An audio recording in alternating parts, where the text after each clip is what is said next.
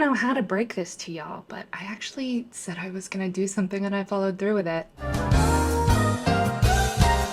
at home when I would develop film, I would use a dark bag, which has these two armholes in it. You put everything you need inside from the other end. Anybody who's used one of these little bags knows that your hands get like really sweaty in them and it's just like not a fun experience. No, just me.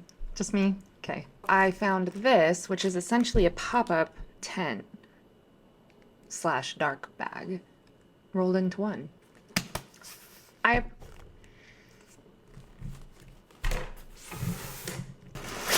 Ooh. Oh, this smells so bad. Okay, so I mean, like, I'm pretty sure my hands are still gonna get really sweaty in this bag. However, not having that fabric on top of your hands the entire time you're trying to switch things around, having that space will be really nice. This is not a how-to on how to develop film, but I am using this for the first time, so I'm just gonna show you what I put in it. A roll of film.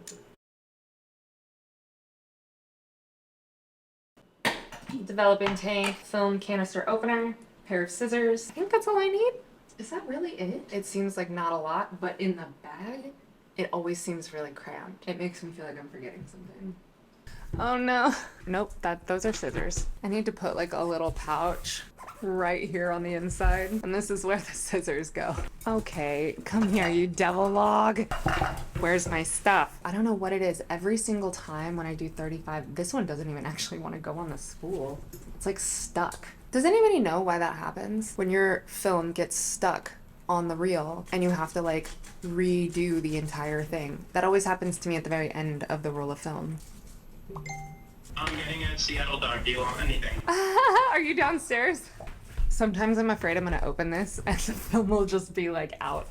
All right, we're good. So I don't know if you can see this, but I like to check that my cuts are straight. Oh my God, are we influencing right now? Don't focus on me. See, the cut is straight. What a special day in the studio. We've got Dominic in the house. Hello. You know what I discovered today? How was my week? It's okay. I spent a lot of time this week really like honing some skills, you know? How are you feeling about Real Housewives of Salt Lake City? Salt Lake City season 1. Who's your favorite? Definitely have to go with Heather. She seems like a true ally. If Heather ends up doing something terrible, don't tell me about it because it'll be a spoiler. I want fall to get here ASAP. I'm so done with summer. You're done with summer? Done with summer. Done with the sun. You have an okay summer? No, did you? It's almost like the things we did for fun were kind of because of things that weren't fun. We took this huge, amazing road trip and the reason for it was not fun. I feel a lot of dualities with this summer. What about you? I think in the moment, I did have a good time exploring the country with you. What was your favorite thing on our road trip? I had a lot of fun just kind of walking around New Orleans. I loved New Orleans, but that day was so hard because it was Father's Day, you know? Did you see my koozie? Cusie is what I was going to It's say. a cutie koozie. Cusie. Any plans this weekend? We're married. So what are you doing this weekend? You got any plans this weekend? Yeah, I'm married, sorry. Okay, hi. What do you think of this new microphone? Y'all gotta tell me if I sound okay. Holy shit. This didn't want to open. Ow. Not like ow, but like ow. Now the format of this, I guess, series, I don't really have locked down at all. It's just an idea. I'm sure it will evolve. As of right now, I have over 50 rolls of film to develop. So I just have like such a backlog right now of film. What a problem to have, right? Poor me. I get to continue doing the hobby that I love. So I developed some film. I have not looked at it yet. Today we're gonna scan them and talk about them. The camera that I always shoot with is an Olympus Stylus. Actually, looks like this. This is an Olympus Stylus. This is what a majority of my photos are taken on. As of right now, I don't really know what it is I'm developing because it's just a bunch of film. Me, mark my film, label it, who? I don't want to look at them too much. These are the negatives from yesterday. I'm gonna scan them. I'm using a V800. Low-key, this is like my favorite part. Just so satisfying to watch it all blow away. I believe this is a roll of Cinestill 800T. Yeah. I always end up having, these look like daytime photos. I always end up having the wrong speed film in my camera. So what I'm doing is I'm kind of reflecting it against the light so that I can see any dust particles. Because this is an anti-Newton ring glass, dust can get trapped between the glass and the negatives. It's really a matter of like, do I want it done right the first time or will I just fix it in post? I think sometimes it depends on the picture. Sometimes I don't care. Like, I don't need a professional quality scan of every single photo I take. So a lot of times what I do is I just kind of get the preview, and if there's something that I'm really interested in, I'll scan just that one photo. All right, so I guess I'm gonna scoot up so that I can put the screen right here. This may change in the future, I don't know. Oh, man. So I wasn't really expecting this to be the very first image. This is my dad's headstone.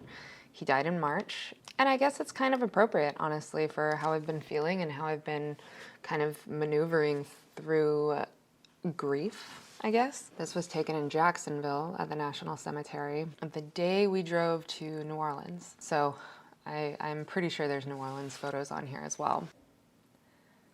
Ooh, that's hard to see. It's almost like I have so much to say I don't really know what to say. You know, I can tinker with this all day. The reality is it was a pretty cloudy day. Lots of dust. I thought I did pretty good on the dust, if I'm being honest. Okay, well, moving on. Another one. I have what I sometimes call dad days, and it's just like quite literally where I just can't do anything because I'm just sad and grieving, and it's just sucks. After we went to the cemetery in Jacksonville, oh my God, there's so much dust. We drove to Louisiana, we drove to New Orleans. I tend to prefer my images a little warmer. That's a little too warm. These photos are a little out of order. This is before we went to Jacksonville. When we went to Cassadaga, the first night that we went there, pouring rain, lightning, thunder, all of it. And we were staying in this hotel right here, and our door led to a big porch. So we sat outside all night, and there were these stray cats that came and hung out with us, and it was just everything about this road trip was really cathartic for me. I was in a very strange headspace. Basically, I just don't feel like color correcting today.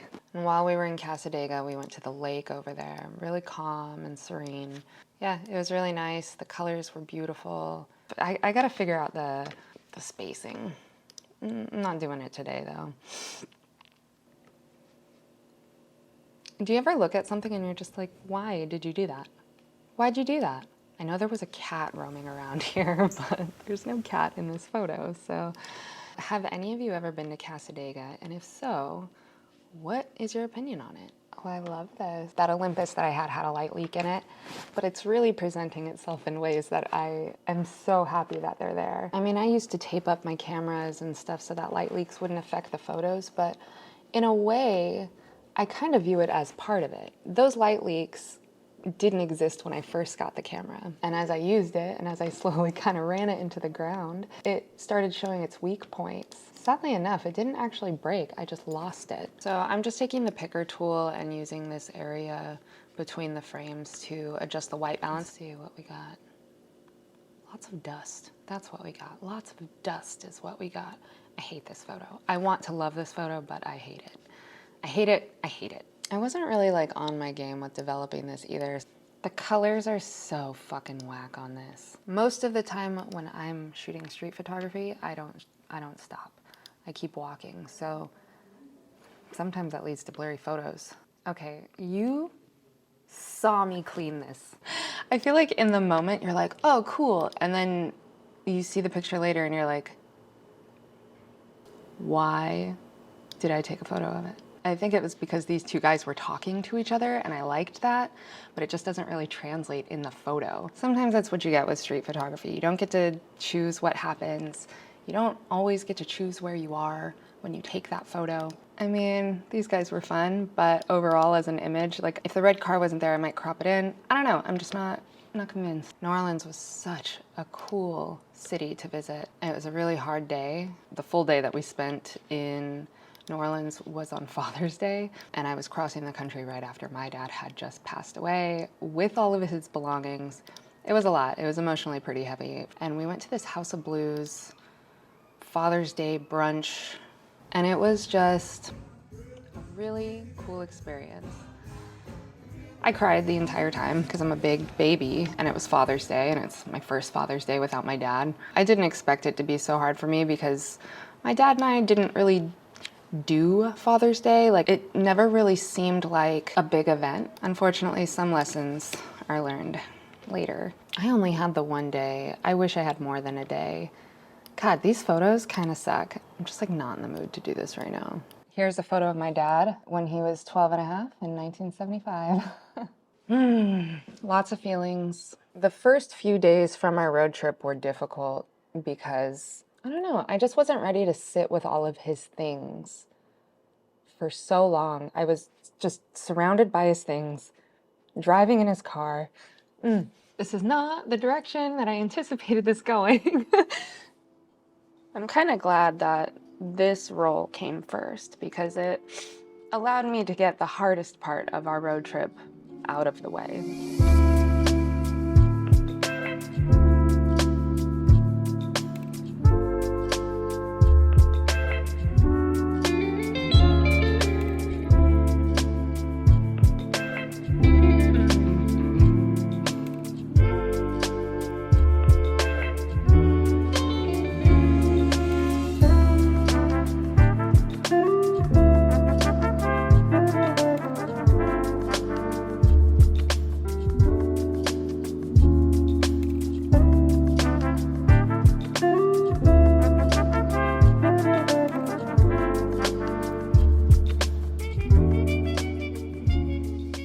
Okay, well, the photos were pretty bad, but the emotions we got out felt pretty good. So there are 2 lessons to be learned here today. The first lesson is don't shoot Cinestill 800T in the middle of a cloudy day. And the second lesson is to tell the people that you love them as often as you can. I know it sounds cliche, but I'm gonna tell you a story. A couple days before my dad passed away, he was going into a respite center for hospice patients. It's a 5-day retreat for the hospice patient to give the caregiver some reprieve. To be honest, I think he's the one who needed reprieve from us. He was starting to get like really cranky and irritable and didn't want to see people. And our hospice nurse told me that it was just part of the decline. And I obviously didn't want to believe that. And so because of that, we asked him if he wanted to go to the respite center. Do you just want a break? And he said yes. So the night before my dad went to the respite center, Dom and I were in the next room on hold for hours with the VA, trying to get answers, trying to get more help, trying to get anything. While we were in the next room, he had fallen asleep. So we were going to go. Dom was like, don't you want to say bye to your dad? And I was like, well, he's sleeping. I don't want to wake him up. And Dom said he would want to see you before he goes to the respite center in the morning. And I said, that's a good point. And I was scared to wake him up just because he had been just so ornery with everyone. Luckily not me or Dom, but I just didn't want to upset him. You know, we talked for a few minutes, got him a refresher on whatever he needed. And the next morning he went to the respite center. He went to the respite on a Friday. Sunday morning, I got a phone call that he had passed away.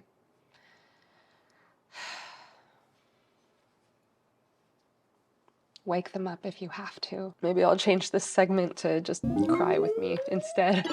Sorry that this video was tough for me to get through. To be honest, when I first saw the headstone pop up on the screen, I had no idea that just seeing those photos would be as tough as they were, you know? Oh man, thanks for being here. I know that this was kind of a messy develop with me. I'm working out the kinks. And then I also wasn't expecting that. So, you know, it just kind of took a turn at some point. So yeah, this roll of film was a little tough to get through. That's okay. I can't say there won't be others because this was the first roll of film that kicked off our road trip. So I still have the rest of them to develop. They're in the fridge somewhere. I don't know how to sign off videos, but there's a game right now and I can smell the Seattle dogs outside because the window's open. I don't know if you can hear them yelling, but yeah, I think I'm gonna go get one. Okay, bye.